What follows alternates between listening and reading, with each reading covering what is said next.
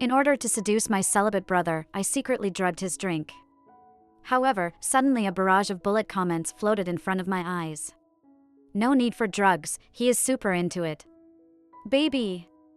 No drug is as effective as you. Confused, I felt a warm chest suddenly pressing against my back. After drugging me, what do you want to do? In the splendid banquet hall filled with guests like clouds, as one of the protagonists of the banquet, I hid in an empty guest room, tightly holding a pink bottle in my hand. A few days ago, I overheard an astonishing fact. I am not the biological daughter of the Whites.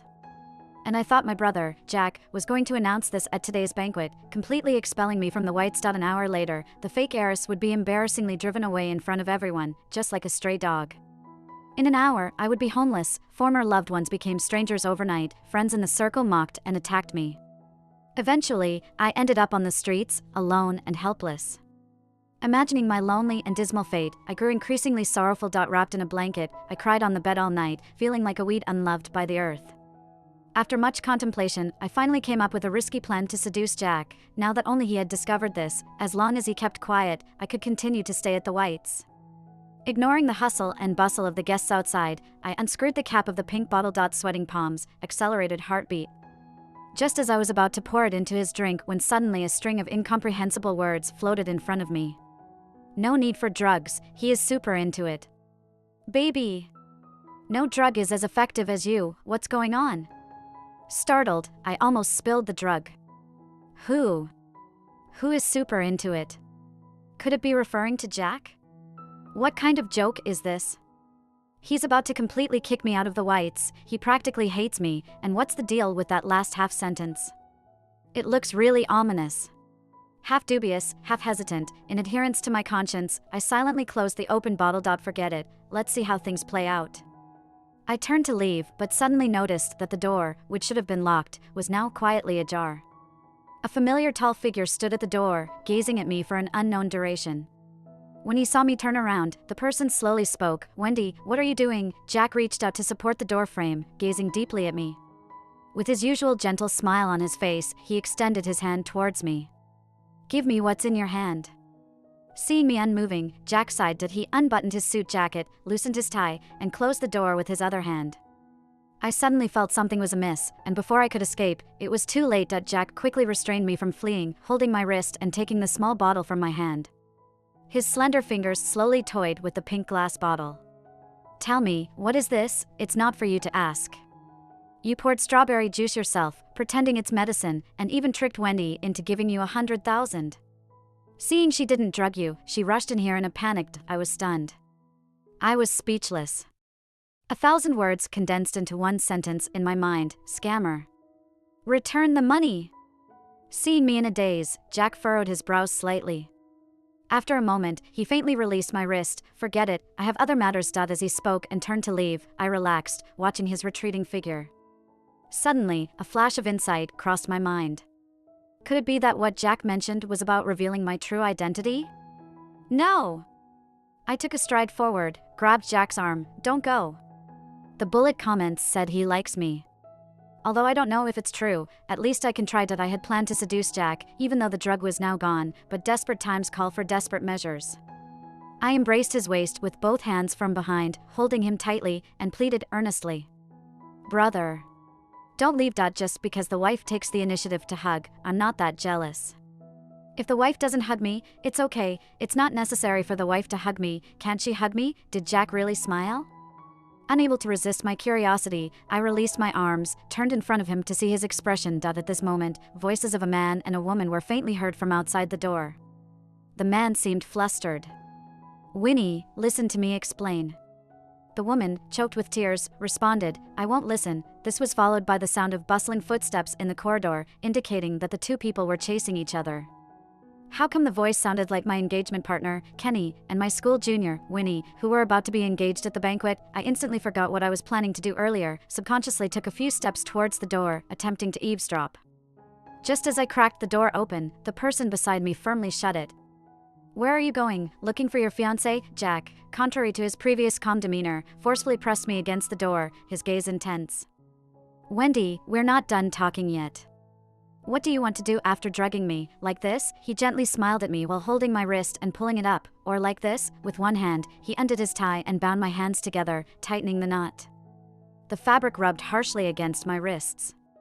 Even though the material was soft, my delicate skin felt a slight sting. I couldn't help but squirm quietly, gasping softly. Then, an even more awkward situation unfolded. Winnie inexplicably stopped outside our door, and Kenny chased after her, pressing her against the door. Through the thin door, the four of us ended up in a strangely intimate assembly. Now, the voices of the two people outside the door became clearly audible. Winnie was sobbing softly, pitifully weak. Who do you truly love, me, or your fiancé? Winnie, I love you. Wendy amounts to nothing to me. She can't compare to even a strand of your hair. Instantly, bullet comments flew densely like snowflakes. Look at how the true heiress specially blocked the door so that Wendy couldn't hear. Truly alike siblings, sharing the same interests. After being bewildered for a while, I finally grasped the situation. So, Winnie is the true daughter of the Whites, Jack's real sister. And she was seducing Kenny, obstructing the engagement for my sake. The amount of information overwhelmed my brain. I felt like my brain was overloaded. Just at that moment, Jack leaned close to whisper in my ear, "Are you so engrossed, feeling hurt?" The breath so near my neck caused a tickling sensation. I instinctively flinched and got a bit impatient. "Stop bothering me, I'm thinking." "Man, don't distract me." Between these two sentences, the couple outside the door had finished their argument, moving on to kissing and making up. The sounds of weeping gradually turned into heavy breaths. It sounded like an intense embrace. I hurriedly pressed my ear against the door, listening eagerly and intently. Unexpectedly, I was suddenly lifted and my chin kissed. In an instant, a cool woody scent seeped into my lips from the touch. As my gaze became unfocused, Jack bit my lip with increased pressure, his voice hoarse. "Focus." He covered my eyes with his hand and sealed my lips once again. In that moment, my vision was completely engulfed in darkness, enveloped by the cold fragrance. When Jack finally released my lips, I realized that the voices outside the door had faded away. Kenny and Winnie had already left. Jack slowly undid the tie binding my collar. "Well, it's time to talk about our matters." He lingered and caressed my flushed lips, a deep smile on his face. There was a hint of insatiable desire in his gaze. "Wendy, you have the courage to drug me now. How should I punish you?" A thought crossed my mind. Although I couldn't fully trust the contents of the bullet comments, it seemed that Jack did have some interest in me. So, could I leverage this? I took a deep breath and pretended to speak hesitantly. "Brother, the reason I did this was just because I didn't want you to reveal my identity." Jack seemed to understand what I was implying, showing no surprise on his face. He smiled faintly, a smile that didn't reach his eyes. "Afraid I'd ruin your engagement feast?" Willing to seduce me for Kenny's sake, I hastily shook my head. "No, no." Jack continued to smile lightly, apparently not believing my words. "Is that so? Then why is that?" "Because I don't want to leave the Whites." I walked to Jack's side, gazing pitifully into his eyes. Gently, slowly, I hooked his finger with mine. "Because I don't want to leave you, brother." The smile faded from Jack's face. He slightly leaned down, getting closer to me. "Wendy, words can't be spoken carelessly. Do you understand?" His tone was light, but I felt every pore on my body open up under his gaze. What to do? Had he seen through my lie? Perhaps the bullet comments were right. Jack truly was a pervert. But the arrow was already on the bowstring, no turning back. I had to continue. I steeled my heart, closed my eyes, raised on tiptoe, and kissed Jack's lips. Half an hour later, with swollen lips, I walked out of the room. After a few steps, my legs went weak, and I quickly leaned against the door. A soft chuckle came from behind. "Need help walking?" Ignoring a certain satisfied pervert, I stubbornly and resolutely left by myself. Before I descended the stairs, I encountered the hurried Kenny. Upon seeing me, he had a moment of panic, which quickly subsided, and he impatiently complained. "The engagement ceremony is about to start. Why are you running around? I've been looking for you for a while." Kenny gave me a glance, furrowing his brows. "What happened to your mouth?" I subconsciously touched it. It seemed to be a little cut. Jack usually looked gentle, but he was fierce when he kissed. As if he wanted to devour me whole. I said expressionlessly, "Bumped into a door." I glanced at Kenny. "What's wrong with your mouth?" "Also bumped into a door?" I snorted coldly, sarcastically saying, "What, did we both bump into the same door?" A business marriage, there's no real emotion between us. But no matter who hears their fiancé belittling themselves while expressing love for another woman, it's inevitable to feel a bit angry. If you don't love me, then you don't, but don't raise me up just to elevate someone else. What's the deal with that, Wendy? What do you mean? Kenny jumped up in anger as if his secrets had been exposed. He couldn't speak nicely and had to resort to insults, completely lacking the demeanor of a man. Look at other girls, gentle and cute, and then look at you? If it weren't for family demands, who would want to marry a spoiled and petulant miss like you? Unexpectedly, a casual sarcastic comment from me brought on a string of insults. I chuckled in anger. Kenny, stop making excuses.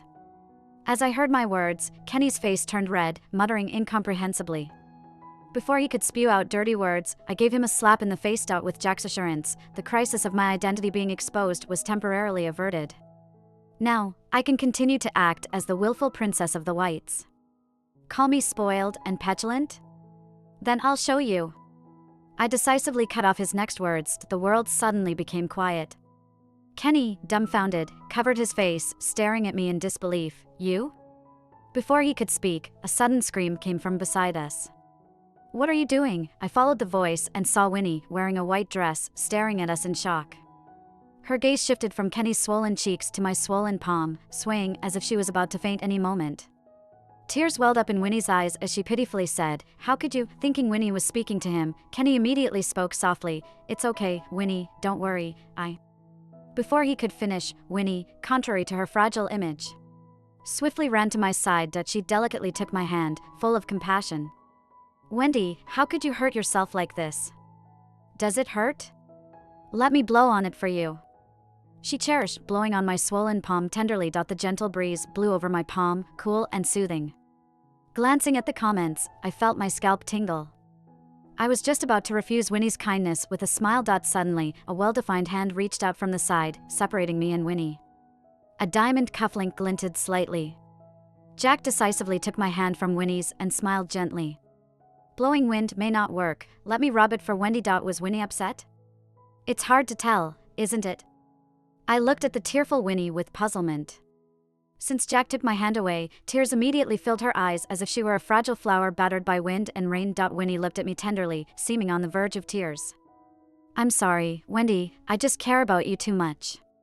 "Is your brother going to be mad at you?" "Poor thing, is she frightened?" Just as I was about to approach and comfort Winnie, the grip on my hand suddenly tightened. I winced in pain and instinctively kicked Jack beside me. "What are you doing?" Turning to see Jack's smiling face, I silently swallowed my reprimand. His smile was terrifying. Though I didn't want to admit it, I felt a little timid. I could only laugh awkwardly and say to Winnie, "It's okay, my brother won't be angry. But it seemed like your brother is not too pleased." Winnie timidly glanced at Jack, as if frightened by his expression, covering her mouth in shock. "Wendy must have a hard time, your brother is too." She hesitated, seemingly out of consideration for me, not directly speaking ill of Jack. Instead, she gazed at me compassionately, unlike me, who only feels sorry for Wendy. Glancing at the comments and then at the two beside me, I felt even more confused. Upon closer inspection, Jack and Winnie did bear a resemblance. They both had delicate and beautiful features. The brother was refined, while the sister seemed pitiable. But for some reason, standing between the seemingly unimposing siblings, I strangely felt a chill. Amidst the silence, Winnie and Jack locked eyes, sparking a silent confrontation. Just as tensions rose and a showdown seemed imminent, an unexpected person stepped in. Kenny, almost pushed to the edge, spoke up. He suddenly stood between me and Winnie, shielding a teary-eyed Winnie, looking furious. "Wendy! What are you trying to do? Don't bully her." Feeling that my intelligence was being insulted, Kenny hugged Winnie in a protective manner and threatened me and Jack. "Winnie didn't do anything wrong, you siblings are going too far. Apologize to Winnie now, or else, don't even think about continuing with the engagement ceremony later." I was stunned by Kenny's brazenness. Scrutinizing Winnie, who had her head buried in Kenny's chest, she seems to have a faint smile at the corner of her mouth. "Must be a preconceived illusion, right?" With a nonchalant smile, Jack responded to Kenny without hesitation, "Then you don't have to attend, the engagement is off." Jack lightly squeezed my hand and smiled. "Wendy, what do you think?" "Whatever you decide, your brother supports you." All eyes were on me for a moment. Seeing the situation, Winnie also softly spoke up, "Wendy, don't blame Kenny. He didn't genuinely intend to break off the engagement with you, he just couldn't help spouting angry words." Does that mean Kenny got angry with me because of her? Perhaps due to the comments reminding me, I started to discern the insincerity behind Winnie's words. Despite that, my patience had reached its limit. Regardless of Winnie's sincerity, the fact remained that Kenny had affections elsewhere. Initially, I didn't oppose the engagement. But now, like the comments harshly stated, he was despicable. The moments of being belittled and humiliated by Kenny flooded my mind. With Jack backing me up, I immediately stood tall. Pointed at Kenny's nose, raised my eyebrows, and declared imperiously, "We're breaking off the engagement." The arrogance of my declaration of calling off the engagement twisted Kenny's nose. He was caught in a tough spot, his face alternating between red and white. "Wendy, right now, you must apologize to both me and Winnie, and if you want the engagement to go ahead, then behave appropriately. No need." I arrogantly cut off Kenny's words, waving dismissively. "You said you don't want to marry me. Well, I want even less to marry you." Jack chuckled out loud, a pleased, delighted laugh at my words. "Did you hear that? Wendy says she doesn't want to marry you." Jack swept a glance at Winnie, seemingly implying something. "Anyway, you already have someone else, you don't need Wendy, do you?" Winnie's expression stiffened for a moment, seeming unwilling, but then she leaned into Kenny's embrace and began to sob quietly. Strengthened by Winnie's coaxing, Kenny's indecisiveness turned into decisive resolve. "Wendy! I was going to give you a chance to apologize, but you don't know your place.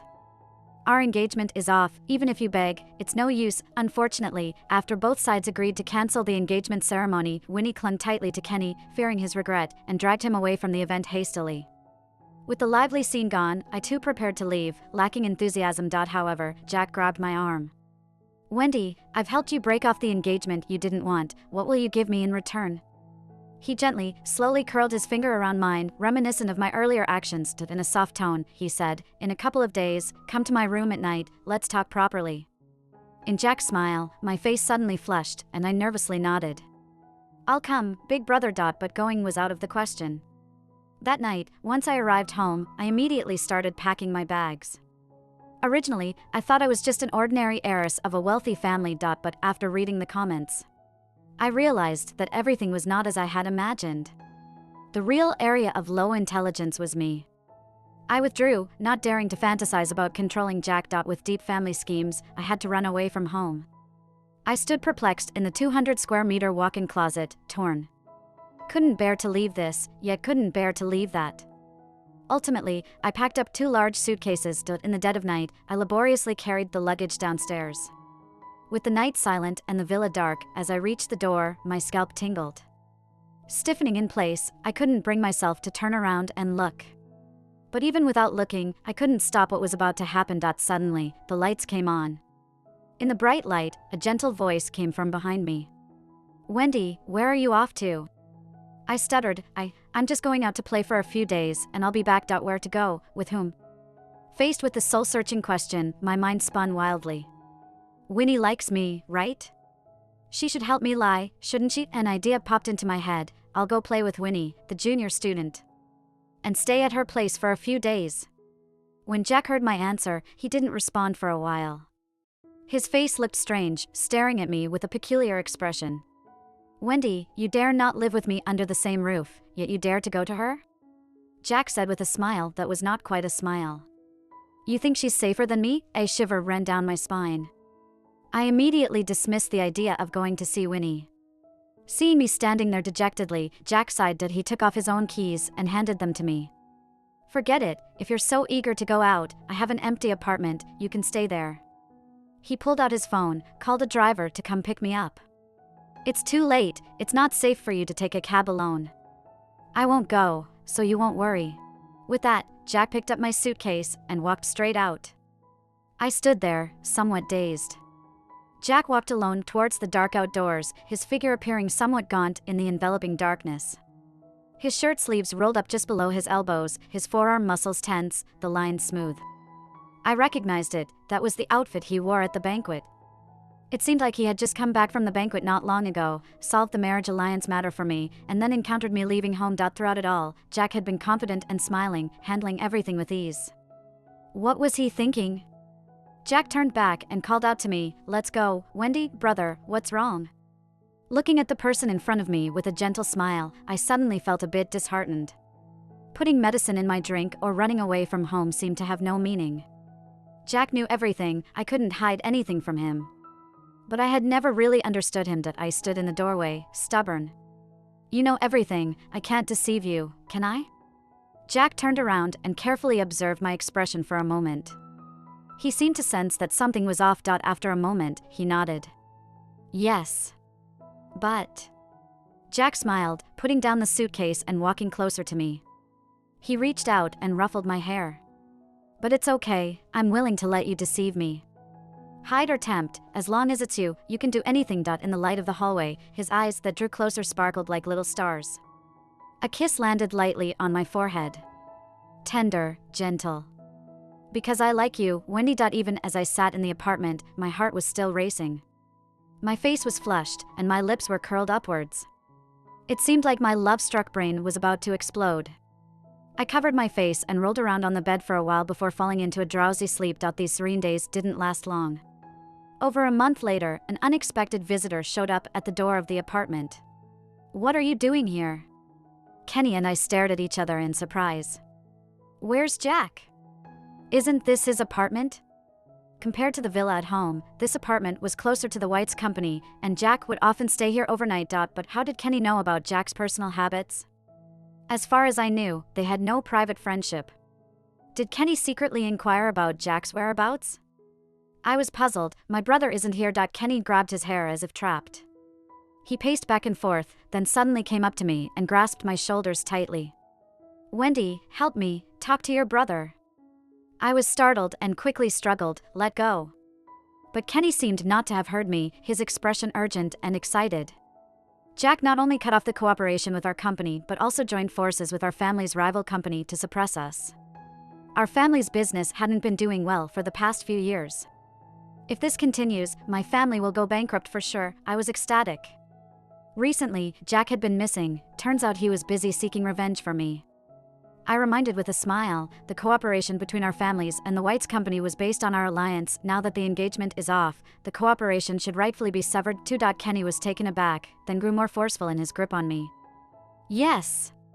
The engagement. Wendy, let's get married. One moment it's breaking up, the next it's proposing, playing games with me like a monkey. I glared at him in annoyance. Don't you have Winnie already? Get lost. But as soon as Kenny heard that name, he exploded in a fit of rage. Don't mention that bitch to me, he gritted his teeth, veins bulging with anger. She heard about my family's trouble and immediately dumped me. I thought she was gentle and innocent, turns out it was all an act. I couldn't help but laugh mockingly, mimicking her tone. Well, it's just my luck. I'm not gentle, not innocent. I'm willful and malicious, completely contrary to your taste. It's better if we stay far apart. I tried to push Kenny away and close the door. But he wouldn't budge. Angry and confused, evidently my taunts had broken through his defenses. He grabbed me fiercely, his fingers as hard as steel, squeezing my hand painfully. I just wanted a beautiful, gentle, kind, innocent girl, just like any other man. He was exasperated, but I felt a flash of anger rising in me. Stop talking nonsense. What you want is a slave who will obey and please you completely. I rolled my eyes unceremoniously. Even gentle and kind people get angry, beautiful and innocent people age, become worldly wise. Before seeing me and Winnie as women, see us as people first. As I finished speaking, there was silence. Only Kenny's heavy breaths echoed in the room. Suddenly, a light applause broke the quiet. Well said, Wendy. I turned to the sound. Jack was approaching with a few security guards. Several burly men stood in front of Kenny. Sir, non-residents are not allowed to enter here. Please leave with us. Before Kenny could say anything, Jack seized the arm that was gripping my shoulders and with a swift motion, pinned Kenny against the wall, his face meeting a mouthful of wall dust. I applauded with glee. Great job, brother. Jack glanced at me with a look of high spirits, his eyes seeming a bit deep. As long as Wendy is happy. After the guards had escorted Kenny out, it was just Jack and me. Still caught up in the excitement of being rescued, I eagerly praised Jack. Brother, you were so cool just now. Do you like it? I nodded eagerly like a little chick, eyes sparkling. I love it. Jack chuckled. He leaned close to me, whispering in my ear, his lips barely touching my earlobe. So Wendy, what reward will you give your beloved brother? I paused briefly, then my face flushed as I leaned in and kissed Jack's cheek. Thank you. But Jack reached around my waist, stopping me from pulling away after the kiss. His arms tightened slightly, drawing me into an embrace. Our bodies were close, intimate. He gently tapped the side of my face that I had kissed and looked deeply into my eyes. That reward doesn't seem quite enough. Looks like I'll have to take my own reward. Jack lowered his head towards me and his lips made a direct contact with mine. After the kiss, my face was red, my legs weak as I pushed Jack away and stumbled into the room. But when I turned around, he followed in just as calmly that I covered my tingling lips reflexively, staring at him warily. "Why did you come in?" Jack pointed at his formal attire.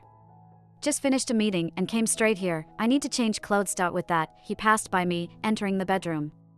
It was Jack's apartment after all. I reflected on my own overreaction for a moment. It seemed I had jumped to conclusions that shortly after, Jack emerged from the bathroom. Clad only in a towel, it wasn't just my imagination. I subconsciously touched my cheeks, feeling the heat rising. Was it because I was angry at being deceived again, or was it because I stole a glance at the enticing sight in front of me, then hastily covered my eyes and waved my hands at Jack, looking stern? "No coming close," a chuckle came from just a step away. "All right, then how about giving me a chance to apologize and make amends?" My hand was suddenly held, and something smooth and silky was placed in my palm. Opening my eyes a sliver, I saw Jack's tie dot apparently just removed. It was still warm. I was out of line last time, it's my turn now. How about Wendy tying me up this time? After Jack spoke, he sat down at the edge of the bed. He reached back and held the bedpost behind him, stretching out his body beautifully, revealing his stunning physique. A bead of water trickled down his chest that rose and fell with his breath, disappearing into the towel that I couldn't control my gaze as it followed. "Wendy," Jack's voice softly beckoned. "You can do anything you want to me." Afterward, with a heavy heart and aching body, I deeply reflected on the mistakes I had made. It wasn't that my side was incompetent, it was that the enemy was too cunning. Since that day, Jack and I had maintained a somewhat strange intimate relationship. We behaved like a couple, holding hands, embracing, kissing, and even more intimate activities. He would often come to stay overnight at my place. Countless nights, gently pulling me into a burning abyss. However, Jack never publicly announced our relationship. Neither did I. We seemed to be guarding a tacit secret, acting as brother and sister during the day, and intimate in the evening. I didn't know if Jack was keeping his promise to not reveal my true identity as a fake heiress. Or perhaps, he never intended to take this ambiguous relationship further. "How did he really see me? This one suits you well, Wendy." Jack's voice brought my thoughts back. I looked at the models passing by on the runway, wearing a pristine white gown, veiled in soft chiffon. It looked somewhat like a wedding dress. In a few months will be my birthday banquet, and naturally, Jack would be my male companion. If I were to wear this dress and enter the venue with him, it would be too awkward. If there were no underlying relationship between us, I could confidently wear this dress that resembled a wedding gown and appear with Jack in front of everyone. If there were only one layer of relationship between us, perhaps one day I would wear a real wedding dress and appear with Jack in front of everyone. But no, neither possibility existed. Instinctively, I refused. No. Jack observed my expression for a moment. He seemed to sigh softly. "Red, do you like it?" Seeing me shake my head, Jack finally gave up and, in the end, coordinated his attire with the dress I had selected. For some reason, I felt a bit empty inside. "This is fine," I comforted myself. My initial wishes had all come true, and I still remained at the Whites. I still had a home, I still had family. I was not alone, destitute, or lonely. Wasn't that enough? But reality poured a ruthless bucket of cold water over me. "Wendy looks stunning today." "Thank you."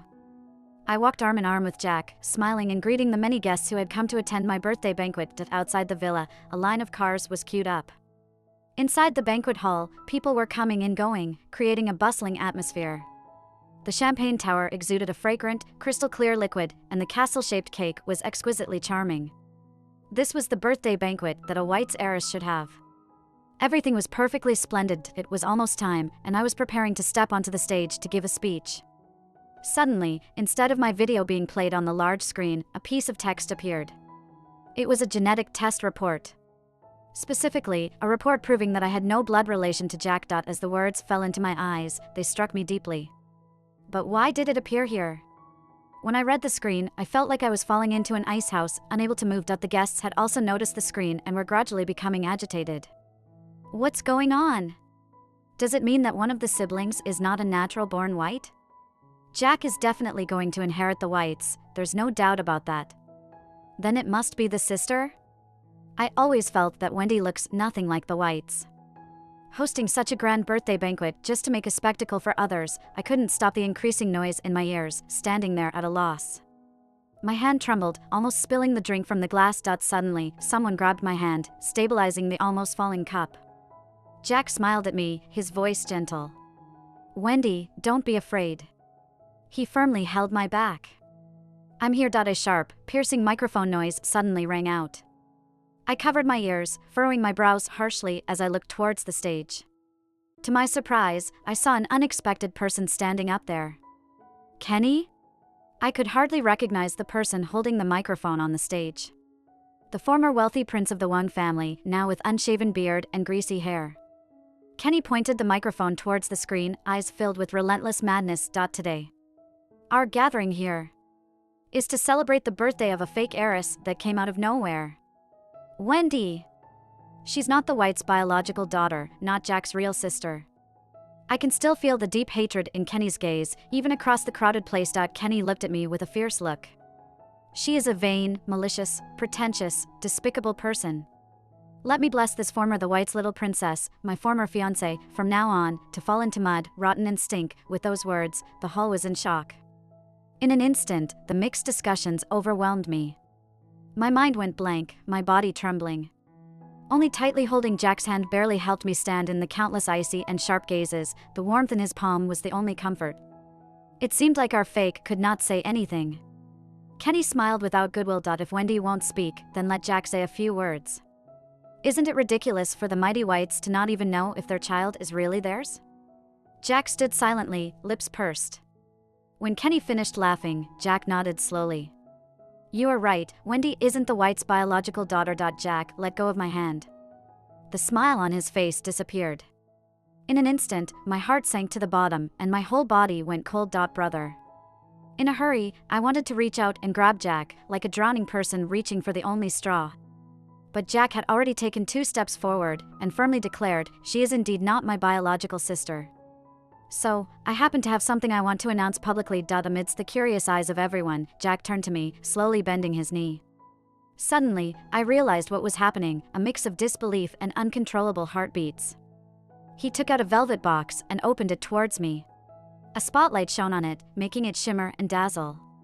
It was a diamond ring. Instantly, my eyes saw no other color. Jack solemnly gazed at me. No matter the past, present, or future, this place will always be your home. I will always be your family. Under the banquet hall's lights, his eyes were more radiant than the diamond in his hand. Wendy, marry me. I heard a lot of noise from the people, some laughing and heckling. Others shouting in anger. But I didn't see or hear anything. Tears blurred my vision. My heartbeat covered the noise. I used all my strength to rush into Jack's arms, almost knocking him down. I do. I'm willing, I cried while speaking. I do, I repeated. And so, the wedding plans were officially set in motion. That day, as I was trying on wedding gowns, there was a knock on the door. Thinking it was the designer I had an appointment with, I didn't bother to check. The door was open, they could come in. And then, I continued the arduous battle with the long diamond earrings. Good, you are here to help me fix my hair, to see how it looks. A pair of fair hands slid down my neck, gently gathering up my long hair. Only then did I realize something was amiss. I raised my head, and in the mirror, Winnie's face was reflected. She stood behind me, intoxicatedly admiring my bridal appearance, eyes full of wonder. You look beautiful, Wendy, Winnie said, then suddenly covered her mouth. Oh, oops, I misspoke. The Whites have acknowledged me now, so maybe I should call you sister-in-law. My feelings towards Winnie were complex. She was the true daughter of the Whites, and I had somehow taken her place to enjoy over 20 years of wealth and luxury. Should I call you sister? I felt a bit awkward. I'm sorry, I meant back then. A finger pressed against my lips, stopping my words. Winnie smiled slightly, understanding evident. Sister-in-law, you don't need to say that, I don't mind. I suddenly noticed her smile was very much like Jack's. If you really want to apologize, why not let me help you put on your bridal gown? I was about to refuse when the door opened again. Jack walked in, giving Winnie a gentle smile. Little sister, why are you still lazing around? I've arranged your study abroad matters, and the tickets are booked. You're leaving next week. Study abroad? I'm confused. I gave Winnie a puzzled look, and she seemed clueless too. Ignoring Winnie's expression, Jack wrapped his arm around my waist, pulling me away from Winnie till he opened the door, gesturing for Winnie to leave. Little sister still has a lot of packing to do. I'll take care of Wendy, no need to bother you. After a moment of confrontation, Winnie left with a stiff expression. I questioned Jack in confusion. How come I didn't hear that she was going abroad for studies? Jack, as he loosened the hair Winnie had styled for me, smiled. The competition for domestic exams is fierce now. Studying abroad will benefit her. Where did you send her? Germany. Let her finish her PhD and then come back. Upon reflection, Winnie leaving was perhaps for the best. I could never reciprocate her feelings. Maybe when she sees more of the world, she'll let go of the past. Jack stood in front of the mirror, holding me from behind, his fingers caressing the wedding gown. Wendy, the wedding invitations are ready. I bought you a private island as our honeymoon gift. Next month, we'll go there for our honeymoon. Sound good? I looked at the man with fair features in the mirror. He gazed at me warmly and lovingly. Whether it was a deception or not no longer mattered. What mattered was that now, each day I loved him more than the day before. I held Jack's hand, fingers intertwined. Turning my head, I lightly kissed the corner of his lips. Yes. Jack had long suspected that Wendy was not his real sister. The reason was simple: Wendy was just too foolish. From the study upstairs, he had seen Wendy countless times through the window. Wendy would energetically try to catch the swans in the lake, pulling out feathers to make shuttlecocks. She would scream as the swans energetically chased her around the garden, leaving her face marked with red welts from their pecks. Then, with determination, she would lead the gardener's children to catch the swans, only to end up being chased around the garden by the energetic birds along with the kids. This cycle continued endlessly, with such incidents occurring without end. Whenever Wendy tried to play pranks, like pulling out roses from the garden, she ended up in tears after getting pricked by the thorns. Trying to move a chair that someone was about to sit on only led to her getting her foot swollen from the chair falling instead. Jack couldn't help but sigh at all this. He couldn't understand why Wendy couldn't handle such simple tasks. If it were him, these tasks would have been easily resolved. For instance, to pluck swan feathers, one simply had to slaughter the bird. To get rid of roses, one could just use fire. And to make someone fall when sitting down, one could simply saw off the legs of the chair beforehand. But why couldn't Wendy do these things? The young Jack had yet to learn to hide his feelings. With a smile, he furrowed his brow and questioned his sister. Wendy, who had just been pecked by the swans, listened to her brother's words with teary eyes, seemingly shocked, as she stared at him and said, "I just wanted to pluck a few feathers, I didn't want to kill it." Not only was she foolish, but also naive. Observing her surprised expression, Jack remained silent. Another impression of Wendy was added to his mind. Wendy was nothing like him. Nor was she anything like the Whites. Once the suspicion arose, all subsequent verifications felt natural. Soon enough, Jack discovered the truth of what had happened years ago. The Whites had enemies due to their prominence, with some resorting to underhanded tactics that were hard to anticipate. He also found the real heiress of the Whites. His real sister. When Jack saw the girl in the orphanage for the first time, he knew. This was his true sister. Apart from the similar looks, the most crucial factor was what lay hidden in their eyes, a striking similarity in their indifference, selfishness, and ruthlessness. A vast contrast to his current sister who couldn't even do mischief properly. Jack suddenly lost interest. He no longer wished to swap the two back. Compared to the repulsive family members who resembled him, he found that he preferred to spend time with his current foolish sister. He bent down, gazing at the person connected to him by blood. You can return to the Whites, but what you can achieve thereafter depends on your abilities. Or, Jack smiled at her, I can also give you some money, you can tell me what you need as well. Smart people like the Whites tend to seize the opportunities. After all, Jack did not bother to hide his disgust. He knew what his sister would choose. Winnie had heard early on that the Whites had a beloved daughter. A fake heiress who had taken her place. Winnie scoffed at this notion. Beloved? Was there even love in a place like the Whites? She had seen her own brother, Jack. Gentle in appearance, but harboring more malice than even her. Just like her, Jack was despicable, hypocritical, and cunning. Her own vulnerabilities, Jack's gentleness, were like wolves cloaked in sheepskin, used to exploit more benefits. It was hard to imagine how someone could live with her, this smiling-faced brother, and not bring harm upon himself. That fake heiress was truly pitiful, Winnie thought without remorse. The first time she saw Wendy, Winnie was being cornered by an older student from the lab, offering her love letters and gifts. She knew she was beautiful, and from a young age, she had countless men buzzing around her like flies. Men were foolish creatures who couldn't understand refusal. Winnie had become accustomed to it. She skillfully put on a shy and timid expression, mildly blushing as she accepted the love letters to escape. But as soon as she turned the corner, she threw away the forced gifts into the trash bin. Yet, as she glanced over her shoulder, she saw someone standing on the stairs, observing her actions. Was that Wendy from the lab just now? Winnie felt a bit uneasy about this development. She pinched her palm, making her eyes redden instantly. Wendy, listen to me, she murmured. Unexpectedly, Wendy, with an air of confidence, interrupted her. No need to explain. Have you labeled her as the villain? Well, that's not wrong, she really is not a good person. Winnie pondered, her expression becoming more helpless and delicate. As she wondered how to conceal her feelings, Wendy stood with hands on her hips, assuming an air of dominance. You are too considerate, hiding and disposing of things in secret where no one can see. If I were to encounter such bothersome issues, I would simply give them a slap across the face, sending them back to their place. What's going on? How is this Wendy resembling more of a wicked female supporting character than her? Have you ever slapped anyone? Wondered Winnie as she observed Wendy, who seemed to grasp the situation. Wendy performed a closer inspection of Winnie's delicate appearance before having a realization. Let me teach you. Let me tell you, slapping someone is an art form. You shouldn't use your fingertips, it won't hurt them, and your hand could easily get hurt. The key is to put the force at the side of your palm. Wendy immediately grabbed her, enthusiastically describing the 100 nuances of slapping. Amidst the strange one-sided teaching session, once it finally reached an end, Winnie was relieved to have evaded her little crisis. However, before parting ways, Winnie hesitated for a moment but couldn't resist asking her counterpart. Do you not find me hypocritical? Deceiving others with pretenses. Trading conveniences with disguises? Even she detested herself. Wendy appeared stunned by the question, not anticipating such introspection. Wendy looked at her in surprise, saying, Are you setting too high of a standard for yourself? Everyone has flaws, humans are bound to have imperfections. Pointing at herself, she continued, For instance, I am stubborn. I do as I please. I used to chase the swans in our house every day when I was little. But I've never thought myself to be an unlovable bad kid because of that. I think I'm super awesome. If somebody doesn't love me, it's just they're lacking taste. Wendy patted her on the shoulder, a radiant smile adorning her face. Love yourself more, she advised.